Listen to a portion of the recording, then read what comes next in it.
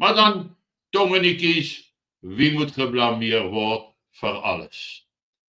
Dan is dit nou hierdie foto, hierdie suspicieuse foto, suspicious image of Jan van Riebeeck leaving the Hilton Hotel in Paris.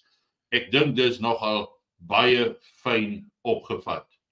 Maar dan kyk ons 'n bietjie en ons sien dat interessant, die geskorste Tembisa Hospitaal CEO, Dr. Ashley Mutunzini, has reportedly passed away.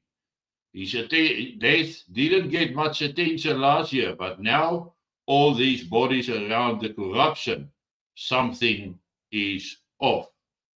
Dan 'n verdere ene.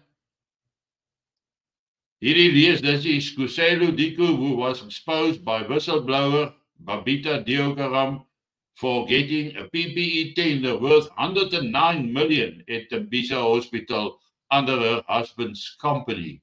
After that, she was assassinated. Weer